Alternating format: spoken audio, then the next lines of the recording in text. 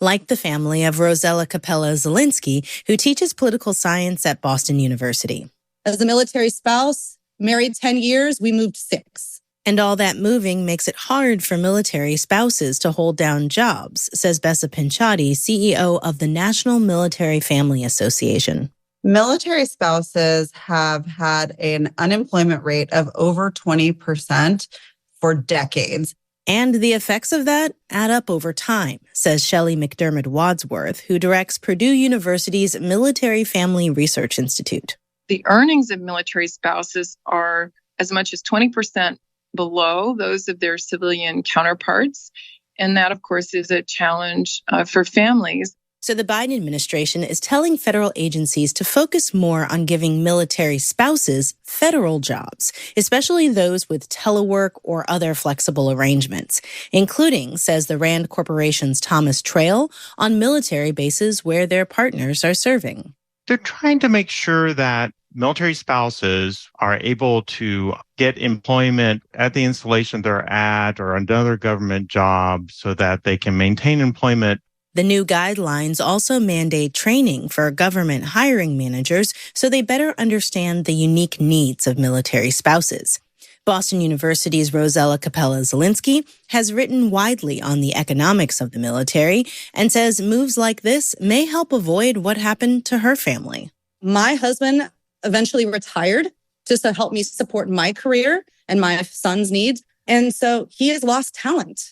And with almost every branch of the armed forces regularly missing recruitment goals, retention is a high priority for the Pentagon. In Washington, I'm Kimberly Adams for Marketplace.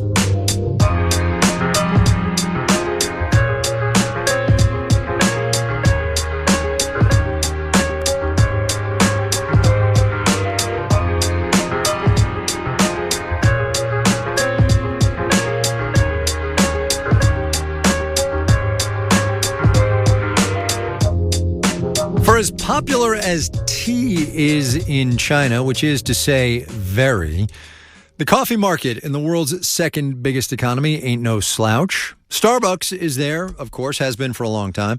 Also, a domestic Chinese chain called Luckin, which before a multi-$100 million fraud scandal 4 years ago was going strong. Last week, Luckin reported 2023 annual profits. The company says it's now beating Starbucks both in revenue and total stores. Marketplace's Jennifer Pack in Shanghai went out for a cup of coffee. It's my first time at a Luckin Coffee, and I instinctively go up to the counter, which is completely pointless. The staff here don't take orders. There's not even a machine to order from. All right, you're going to have to teach me how to do this. Well, I've just... Helping me out is Zhang Tianbing, who follows China's coffee industry for Deloitte Asia Pacific. He explains we have to order through the Luckin app. He gets me the latest drink, a chocolate milk infused with this super pricey Chinese alcohol called Maotai. It's 12, right? It's very... 12 kuai. It comes to $1.70. Not bad. Plus, Zhang gets a digital coupon for another free cup. Gives you some form of incentive to come back and buy again. All this data collected through the Luckin app supposedly helps the company target its customers better. Stock investor Zhang Litao thought the company was overhyped even back in 2019. How could this company make so much money and grow so fast even though it's showering customers with discounts? I didn't quite believe their numbers and suspected Luckin was inflating its revenues, which proved to be true. The fraud was extensive. Luckin was listed on the Nasdaq in 2019. The following year, the U.S. Securities and Exchange Commission came down on the coffee chain for overstating its sales. Luckin had to pay a fine of $180 million and delist.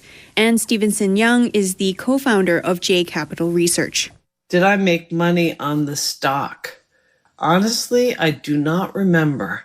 She was among a group of short sellers, people who make money when stocks go down in value, who followed up on an anonymous report and bet against the stock, convinced Luckin was faking its revenues. She says she no longer invests in Luckin, and she has doubts about the company's much-touted recovery. Back in 2010, 20 and before, they had to fake a quarter of their transactions in order to demonstrate growth to the market. I mean, Luckin just doesn't make sense as a business. Other analysts like Deloitte's Zhang Tianbing disagree. He says, okay, maybe back then Luckin wasn't growing as fast as it claimed, but the original idea was good and the business model was sound. That model being simply cheap takeout coffee. Zhang Tianbing says it's a shift in taste. According to his research, Starbucks made its stores so comfy in China, coffee was mostly a social thing from 1999 until 2020. Now, he says, coffee drinkers in Chinese megacities like Shanghai and Beijing drink about 1 cup of coffee a day. If you're talking about caffeine intake instead of a lifestyle or self-identity, the price component becomes important, right? Luckin, with all its discounts, costs about $2 a cup on average. Rose Liu, who runs her own coffee shops and drinks up to 4 cups of coffee a day, isn't a loyal Luckin customer, naturally. But even she has a favorite there. I don't usually like Luckin. I thought it had really awful coffee. But then I tried its iced coconut latte and I thought, it's great.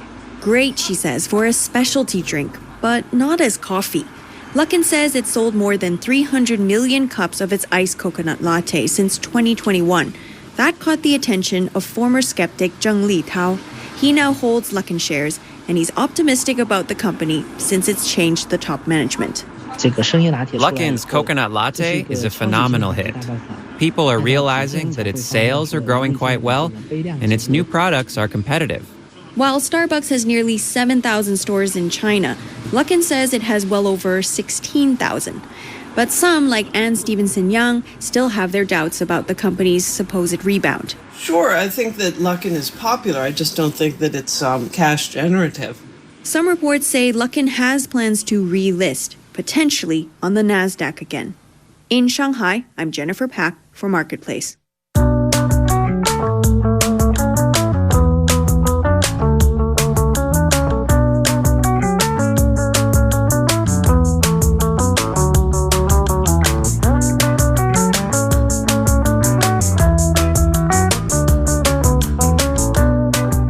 Marketplace is supported by BlueConic, one platform for all the data modern business requires, all the privacy protection modern customers demand. BlueConic, customer data in action at blueconic.com. And by Betterment, the automated investing platform that helps make it easy to be invested for the long term. Learn more at betterment.com. Investing involves risk. And by Palo Alto Networks. Palo Alto Networks delivers what's next in cybersecurity innovation to protect today's digital way of life. Learn more at paloaltonetworks.com. This final note on the way out today, which comes with the caveat that market capitalization, while noteworthy, is not the be-all and end-all. When a company, though, goes parabolic like NVIDIA has, you pay attention. Shares of the AI chip design company closed up 4% even today, $822.79 a piece. You apply the market cap formula, which is, of course, share price times total shares outstanding. You get $2.06 trillion. Took 180 trading days for it to go from $1 trillion to $2. That is a record. Our theme music was composed by B.J. Liederman. Marketplace's executive producer is Nancy Fargali. Donna Tam is the executive editor.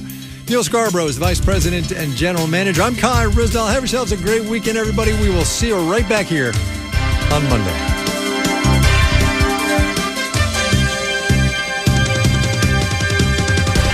This is APM.